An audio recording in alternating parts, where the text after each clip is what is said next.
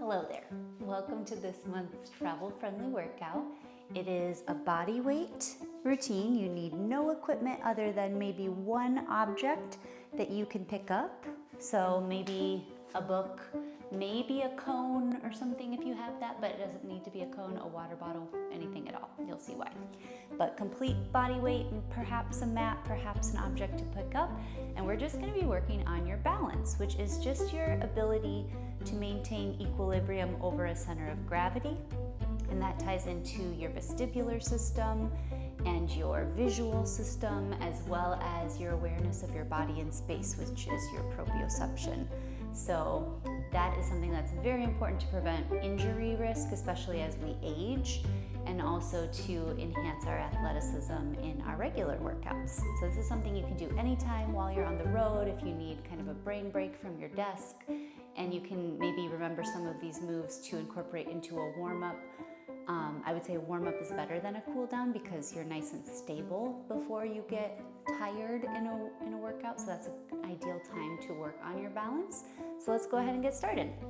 The first thing I'm going to have you do is a test that you'll then retest at the end. So all you're going to do here is shift your weight to maybe your left side and then pick up your right. Ooh! I'm actually going to keep that in here because I want you to see that happens. So I want you to get the wobbles out and then just stay on that one leg.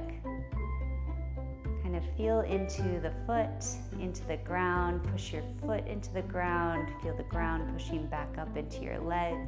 Think about a tripod foot, your big toe, your pinky toe, and your heel all pressing down evenly. Think about kind of straightening out the quad right above the knee, and like there's a string connecting your head to the ceiling. Now, if that starts feeling pretty steady, feel free to close your eyes. And if that feels more wobbly, possibly make fists first. That can help a little bit. And just feel the wobbles, and if need be, open the eyes. And then once you feel like you're kind of fatiguing, let's try it on the other side. So shift the weight over to the right, get your balance. See how it feels on this side, work out those wobbles. If and when it starts feeling pretty comfortable, make those fists, close the eyes, and just bring some curiosity rather than judgment to that movement. Now, if you have a timer and you can time how long you're able to stand on one leg, that's great. Minimum 10 seconds is the goal, but ideally working up to 30 seconds and even 30 seconds with those eyes closed would be an amazing way to mitigate the risk of falls as you age. So let's try that again at the end of the workout, see if any of these movements help. We could also be tired at the end, so even if the retest is worse, nothing to worry about there. But keep that test in mind because you can do that while you're brushing your teeth in the morning. That's an easy one to just be practicing day in, day out, okay?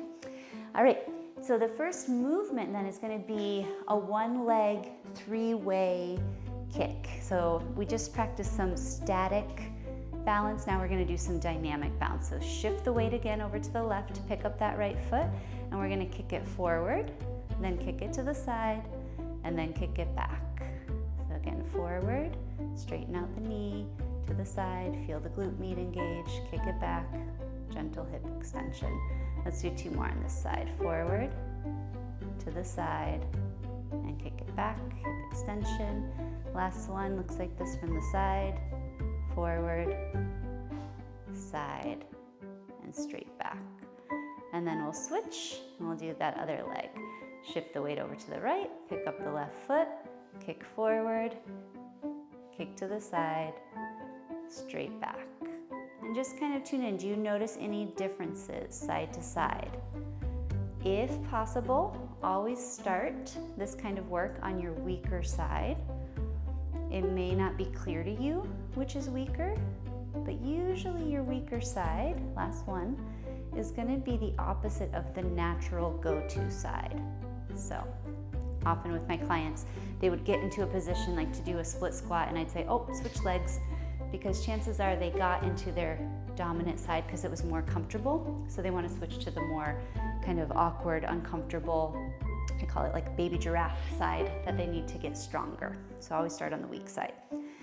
All right, now we're just kind of in balance mode. We're gonna get a little bit warmer with some hinges. So this is where you're gonna need the object that you might wanna pick up. So I'm gonna use a book, but it could literally be anything. You could use a water bottle. You could use I have a shoe over here.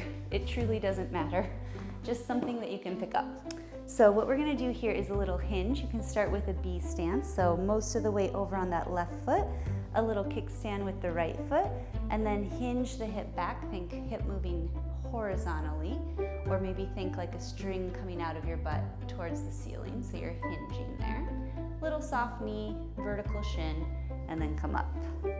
The object should be about 2 feet in front of you. This time as you reach down, grab whichever object and pick it up. And now let's add the balance component. So this time as you come down, you're going to lift the back toe. Imagine it's a piece of chalk. You're drawing a line across the ground and then up the wall behind you. Let the object go, stand it up, and then come back down. Draw the line with the chalk of your toe, pick it up. And let's do 2 more like that. Down, drop the object, coming up, and down last time. Drop, pick up the object, and up. And let's switch sides. So this time, most of the weight over on the right foot, unless your right is weaker than you started on your right, now you're on your left. Just switch sides. Start with that B stance, hips coming horizontally back.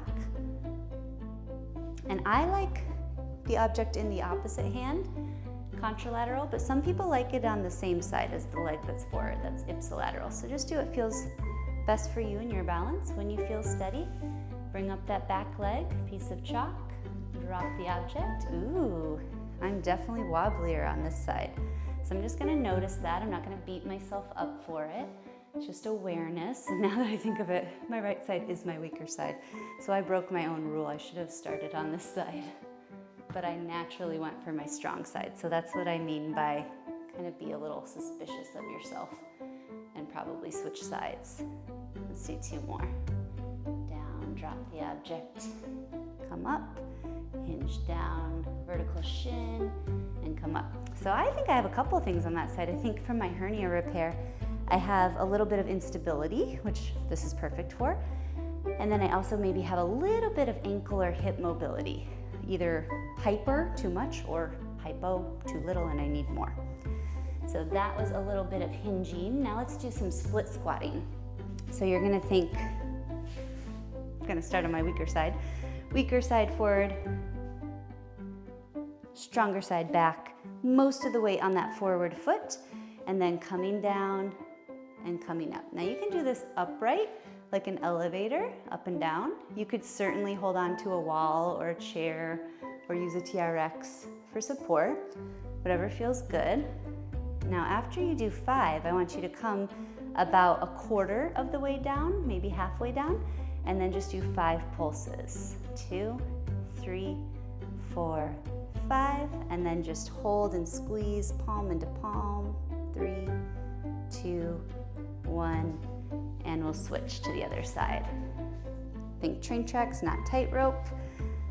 Up and down like an elevator, or little forward lean, 45 degrees, more glute emphasis.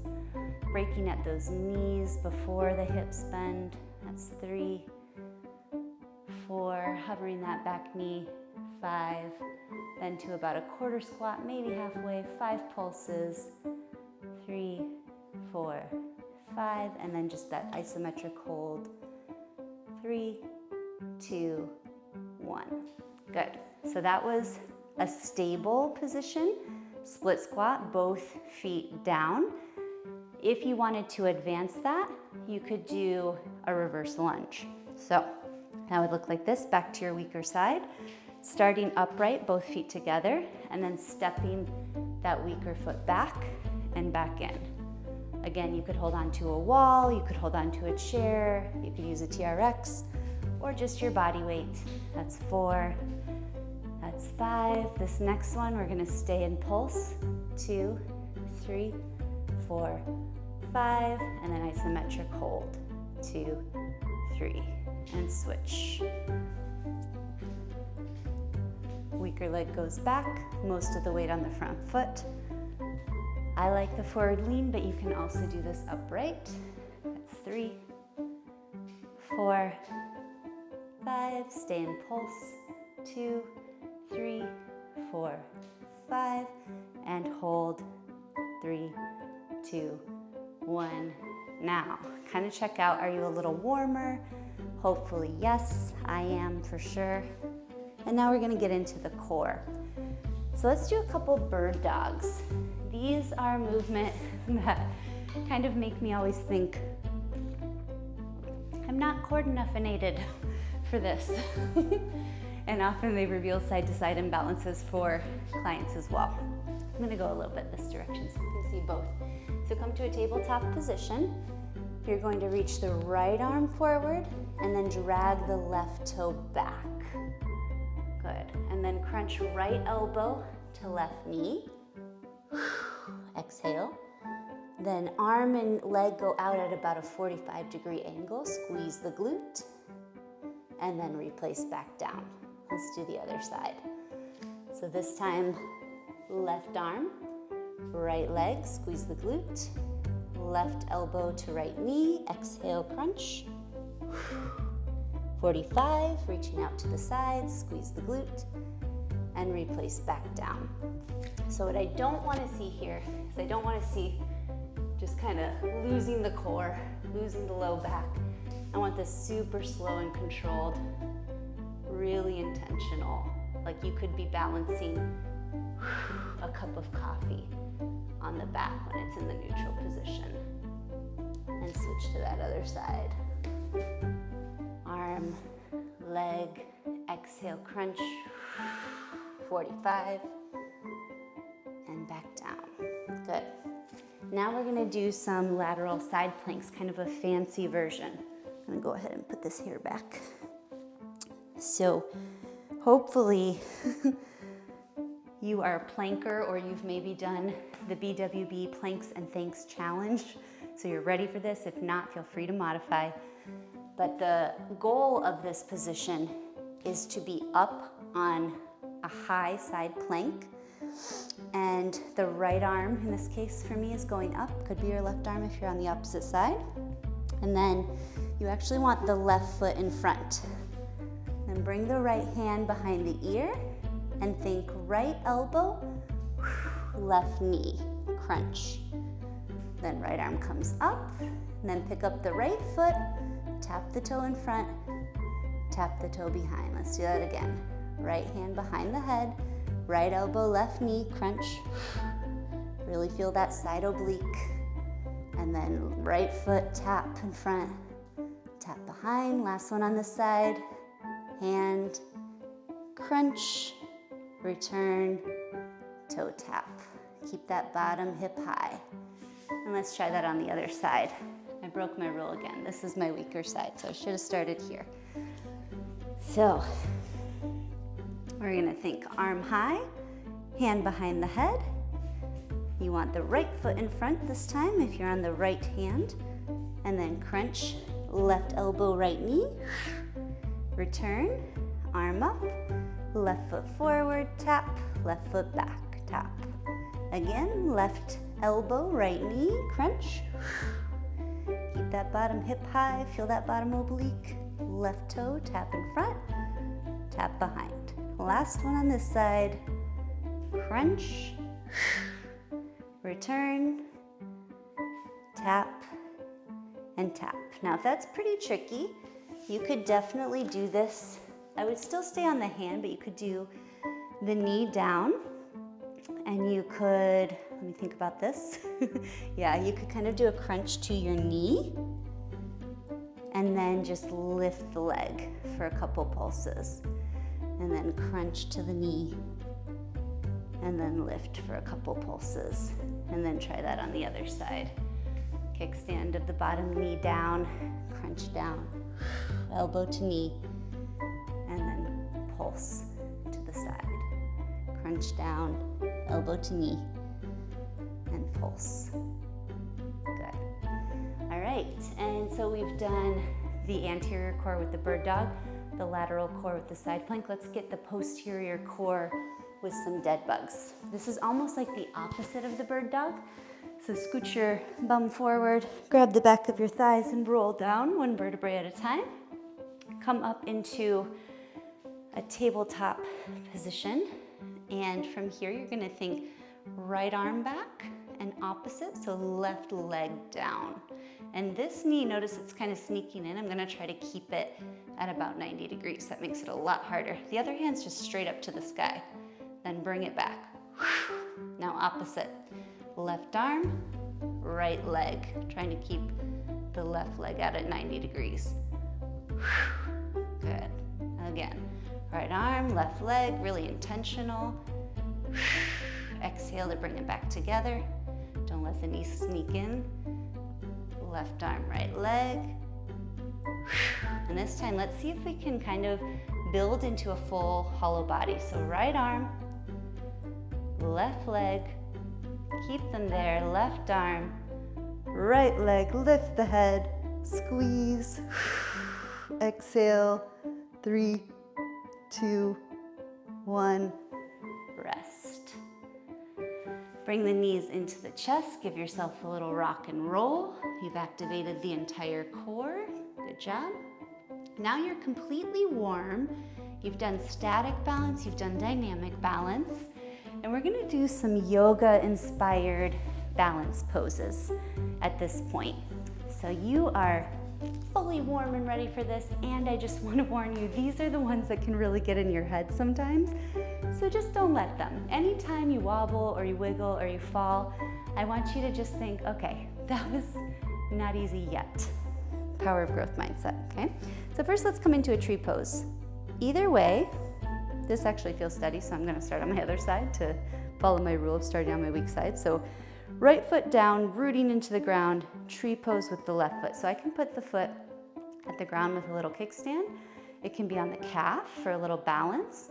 It can be up on the thigh, but I just don't want to put it right on the knee joint, so just avoid the knee joint. Okay. Now from there, hands could be on the hips, hands could be in prayer. Ooh, fight your wobbles.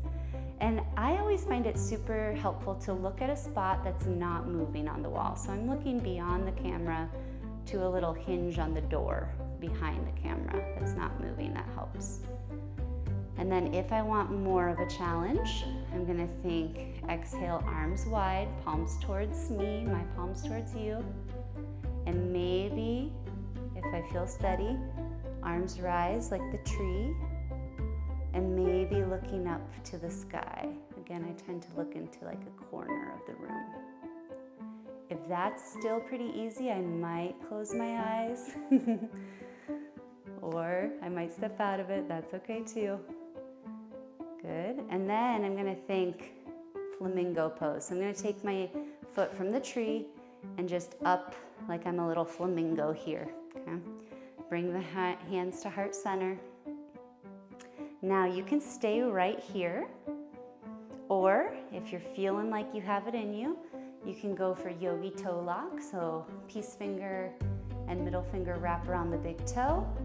Try to get that upright posture and then kick that foot forward. Knee can be bent or you can straighten out. If that's not in your practice today, no worries. Stay in that flamingo, get your wobbles out. You can open up to the side here, or if you were in that yogi toe lock, find a spot that's not moving and see if you can open wide. For 3, 2, 1.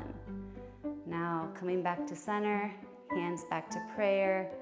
We're gonna let that front foot come down. Kind of give that back foot a wiggle. That was doing all that stability work. And then almost like we're reaching for that object again, do our hinge, but now on the same side, the hand comes down, the foot kicks up, and now you're in a half moon. If you feel steady, you can think about opening the chest towards me as mine opens towards you, and the opposite hand can go towards the sky. Maybe you can even look up at that hand. You can also definitely hold on here or have one hand down, whatever feels good. A yoga block or a book can be helpful there too. And then bend that knee of the standing leg, bring the other foot back, and we're just gonna come up to a warrior two. You might need to walk the feet a little further apart. Back foot is parallel with the edge of the mat. Front foot inches forward, and we bend that front leg a lot, squeezing the back glute. Then inhale, hands up to the middle. Let's try the other side. Exhale, heart center, heel toe your feet together. And now we have tree on the other side. So shift your weight. Decide where feels good, just not right on the knee joint. Hands come to prayer, or maybe hands on hips. Get your balance. And when that feels good, open the arms wide, possibly growing the arms up to the ceiling, looking up, maybe closing the eyes. Woo. If you wobble, just try again. Good. All right, then arms come back to heart center, leg comes to that flamingo pose. If that feels good today, just open up right there. Otherwise, if you're feeling the challenge, yogi toe lock. Upright posture, kick that heel forward, bent knee or straight leg, and then opening up. Find that spot on the wall that's not moving. Root your foot into the ground. For 3, 2, 1, bring everything back center, hands to heart center. Put that foot down, shake out the back leg. As if we're reaching for something, hinging those hips back.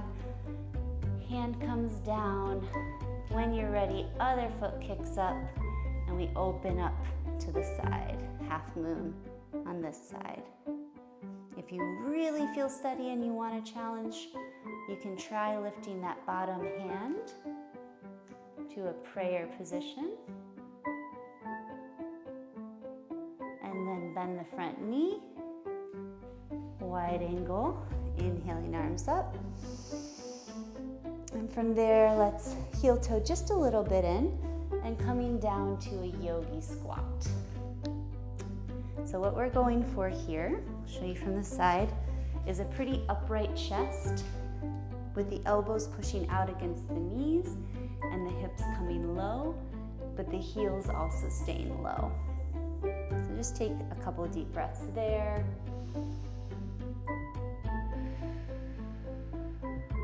Great for ankle mobility, great for hip mobility. Maybe a little rock side to side. And then this is the biggest challenge of the day if you're up for it. This is really fun to play with. So don't feel like if you don't get it the first time that you have failed. I think it took me over a year to be able to do this, but it's super fun once you get it. So let's give it a try. Crow pose. We're just gonna bring our hands down in front, heel toe, feet together a little, coming up on the toes, bend the arms, and think knees to the upper arms or maybe even into the armpits. Then you're gonna lean forward over your arms. This might be as far as you go. That's totally fine. That's a great position. But if you're feeling good, really push into your thumb and your pointer finger, and maybe the toes of one foot come up, and then maybe all but the big toe on the other foot. And you want to really look forward at the edge of your mat and really light up your lats and your core, and then maybe you try. You see if you can fly a little. Once you try, coming back to yogi squat, giving your wrists a little roll, a little mobility there. And let's try again. This I just view as play. It is balance, it's a lot of core, but it's just fun. It's just play. Hands down, knees to the armpits. Shift the weight forward, looking forward further than you think. One foot comes up, really push and round into the back. Other foot comes up and hold.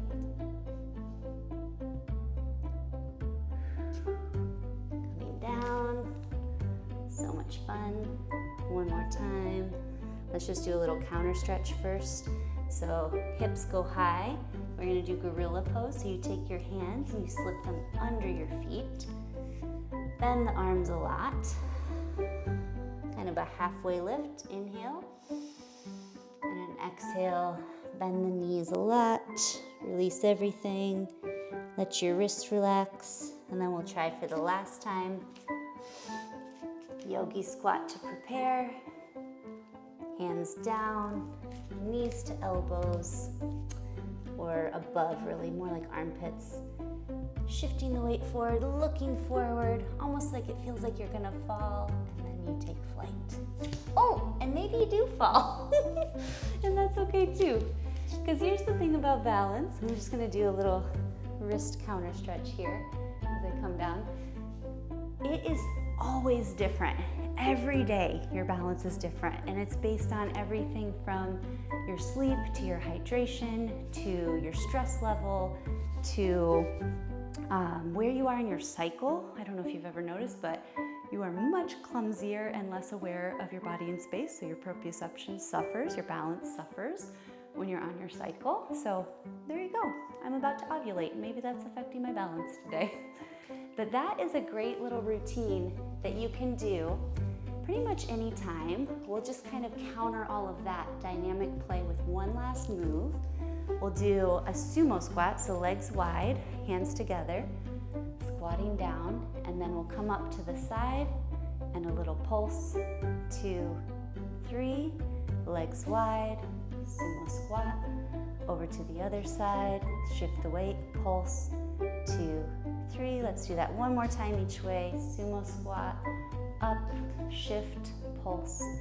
2, 3, and last one, sumo squat, shift that weight, pulse.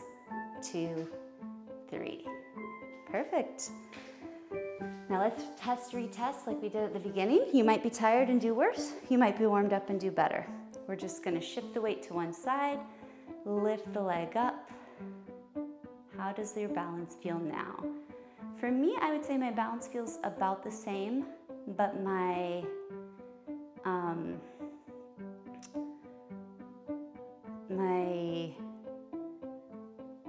I'm a little bit fatigued, so it feels a little shakier, but I'm also feeling a better connection to the ground. Sorry, that was hard for me to get out. But I'm more aware of my foot pushing into the ground. I have a better tripod foot. I am actually keeping my balance better.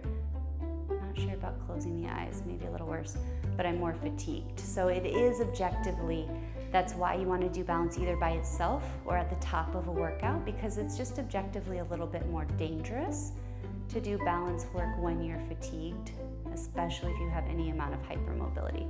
Switch to the other side if you have not already. When you're tired, it's very easy to go too far and get an injury. Good. Now remember that last one that we did, you could do anytime. Brushing your teeth, standing at the counter, waiting for food to cook, whatever it might be. But these are some easy little things that you can do on your own when you're traveling as a warm-up, preferably not as a cool down to work on that balance and proprioception. Great work.